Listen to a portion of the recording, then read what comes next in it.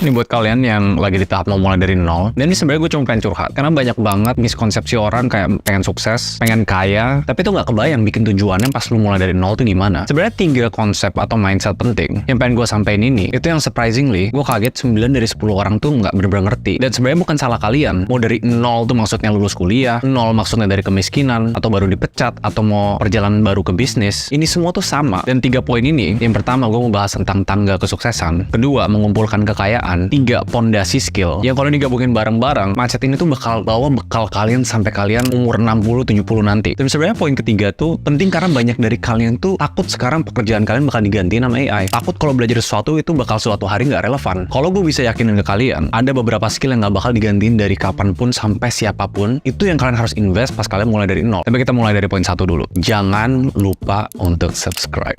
Gue bercanda, ini masuk ke poin 1. Itu poin 1 yang pertama gue membahas soal kesuksesan. Bisa lah gue bullshit Chong 100, sukses itu di perjalanan, bukan fokus ke tujuannya. Ada benernya, tapi persepsi sukses untuk orang, walaupun beda-beda, orang tuh gue nggak tahu kenapa kebanyakan tuh mikir, dan ini menurut gue salah mainstream media juga. Lu, buat yang mulai dari nol, pasti kebanyakan mikir pasti ada satu momen di hidup gue yang tiba-tiba, dan ini yang bikin gue sukses. Iyalah, lihat misalnya Mark Zuckerberg dengan Facebook, Bill Gates dengan Microsoft, Colonel Sanders dengan KFC. Pokoknya nunggu aja terus, pokoknya gue berharap ada satu opportunity yang gue bisa tiba-tiba sukses. Jadi ini sempat dibahas sama foundernya Pokemon Go. Di zamannya itu game, aplikasi yang dibilang overnight sukses paling gila. Dan semua orang nanya, lu gimana sih sampai bisa ketemu sesuatu yang overnight sukses? Yang dalam satu malam lu tiba-tiba sukses. Dan dia bikin statement yang semua orang sampai sekarang tuh nggak banyak ngerti. Sukses gua di overnight ini adalah hasil kultivasi dari 20-30 tahun pengalaman jelek sama pengalaman bagus gua. Tanpa cicilan effort dan semua kegagalan itu nggak bakal ada namanya overnight sukses mereka. Dan yang banyak nggak ngerti, ya menurut gua jadi mindset yang fatal. Kalian jujur, coba komen di bawah, ada nggak dari kalian yang stuck di situ-situ aja, pengen mulai dari nol, tapi kerjaannya nunggu gue tunggu opportunity the one overnight success? Gue yakin banyak. Realitanya tuh kayak gini. Gue bakal kasih lihat perjalanan kekayaan billionaire ini, mulai dari Warren Buffett, Elon Musk, dan yang kelihatan apa? Oh,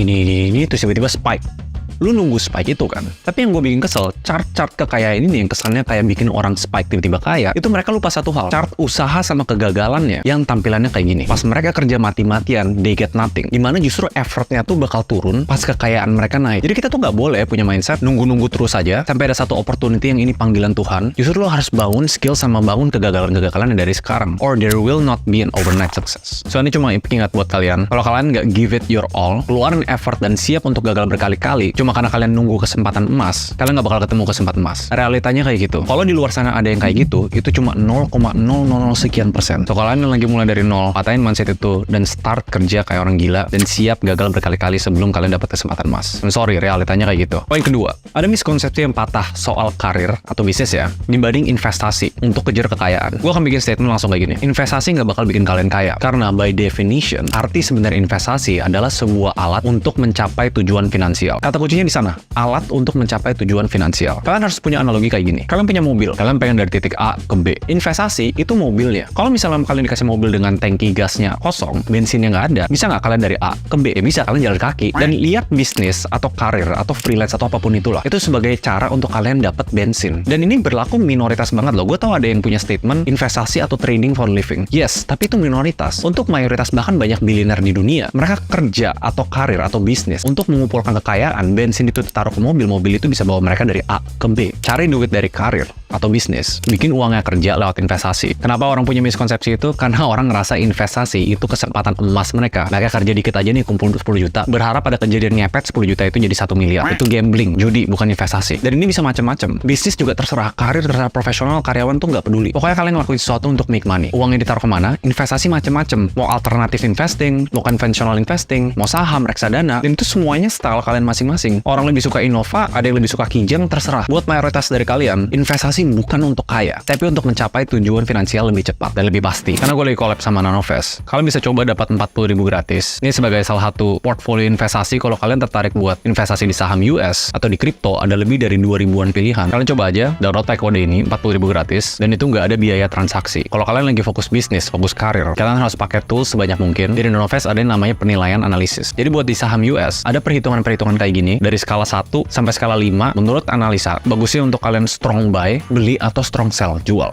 Itu buat pertimbangan, tapi jangan makan mentah-mentah. Karena investasi itu personal banget. Buat yang mau coba, mereka lagi ada banyak hadiah, totalnya sampai miliaran. KYC daftar kurang dari 1 menit, dan bisa invest dari Rp5.000. Cek aja, 40.000, tenang ini aman, diawasi Bapepti, dan diasuransi sama Sinarmas. Ada sertifikatnya juga lengkap. Gue taruh linknya di bawah. Dan karena gue berusaha jujur, kalian bebas mau investasi di mana aja. Tapi tetap yang gue mau tekenin, buat mayoritas orang, cari uang dari karir atau bisnis. Jangan expect untuk kaya cepat dari investasi. Nah mungkin poin ketiga yang nggak banyak orang bahas ya. Karena kan gue kalau ngebahas mulai dari nol, dimana video ini tuh bisa ditonton bahkan berapa tahun kemudian, itu gue harus ngapain? Jalur apa yang paling cepat buat gue bisa mencapai kesuksesan? Menurut gue jalur itu salah. Karena yang lo harus pikirin adalah foundational. Kok kalau gue belajar ini nanti kalau AI gimana? Bakal hilang nggak relevansi skill gue? Ya kalian harus ngerti. Mau ada AI kayak, mau ada Web3, crypto, dan lain-lain. Ada beberapa skill yang menurut gue wajib kalian pelajarin dari nol. Yang bikin kalian tuh nggak bisa digantiin orang lain. Gue akan kategorin skill ini, satu problem solving, satu people. Kalau kalian pelajarin yang namanya direct skill yang langsung di karirnya, misalnya programming dengan bahasa A, alam belajar desain pakai Photoshop, gue harus minta maaf karena itu bisa di-distract. Kalian bisa kerja belajar mati-matian, tapi itu suatu hari bisa hilang. Tapi kalau approach kalian kayak gini, kenapa lu jadi programmer? Karena lu pengen bisa bikin aplikasi. Kenapa lu pengen bisa bikin aplikasi? Karena perusahaan-perusahaan butuh untuk bisa reach customer-nya lewat digital. Kenapa lu belajar desain pakai Photoshop? Karena perusahaan butuh bahan marketing. Jadi approach sama mindset-nya itu beda. Problem solving, dan itu banyak banget teorinya. Mulai dari critical thinking, lateral thinking, asah dan mindset kalian bukan cuma lihat dari segi pohonnya, tapi kalian bisa lihat forestnya, hutannya. Itu bakal jadi foundational skill yang paling penting. Karena kalau kalian ngerti konsepnya, mau itu karir, mau itu bisnis, mau itu freelance, dunia dan uang berputar dengan ada yang namanya perputaran value. Value diciptakan dari menyelesaikan sebuah masalah. Dan sedih sebenarnya banyak banget sekolah yang dari kecil tuh nggak ngajarin critical thinking. Taunya ini ada pintu harus dibuka. Kalau dikunci gimana? Ya udah, cari kuncinya. Lateral thinking yang bisa bikin kalian, oke, kalau gitu kenapa nih pintunya harus dibuka? Oh karena gue butuh cari barang di dalam. Gue perlu ganti baju untuk pesta misalnya. Oh kalau pintunya nggak bisa dibuka, daripada gue mati-matian cari kunci, gue mendingan keluar, gue beli baju baru. Jadi ada hal-hal yang kayak, atau paling simpel lah, lewat jendela. Itu tuh nggak terlalu diajarin dari kecil. Dan gimana cara kita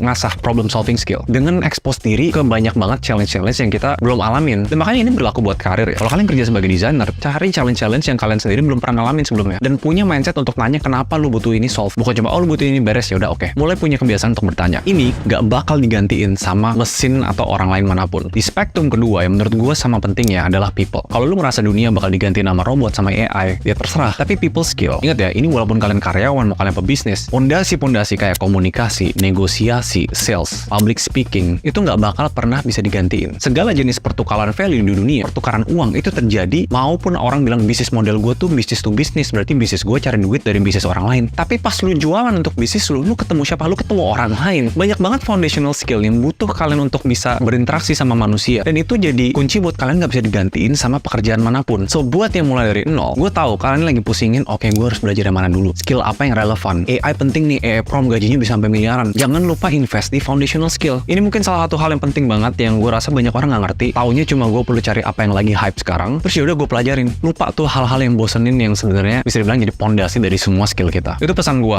buat kalian yang lagi mulai dari nol. Dan semoga video ini sebenarnya agak kena ya. Mulai dari poin 1 sampai poin 3. Karena kalau gue dulu tahu ini lebih cepat, gue mungkin jauh lebih di posisi yang lebih tinggi sekarang. Dan gue salah satu korban poin 1. Gue nggak berani coba banyak hal 5 tahun pertama gue bangun agency. Ya berharap aja ada kesempatan emas. Poin 2 gue jadi korban. Gue kerja keras mampus sampai gue dapat 1 miliar. Terus gue agak mundur kerjaannya. 500 juta gue invest di kripto. Waktu itu gue greedy. Gue cuma berharap habis gue kerja keras nih, gue mau kayaknya dari gue puterin uang aja. Nggak bisa. Untuk mayoritas orang nggak bisa. Itu gue rugi pertama paling gede itu. Dan skill-skill people sama problem solving yang gue baru pelajarin itu di tahun ketiga gue berkarir. Ya menurut gue itu telat. Semoga ini bukan jadi kesalahan yang berulang buat kalian. Dan good luck buat yang mulai dari nol. Kalau kalian nggak setuju, kalian feel free komen di bawah. I guess I'll see you guys next video. Bye-bye.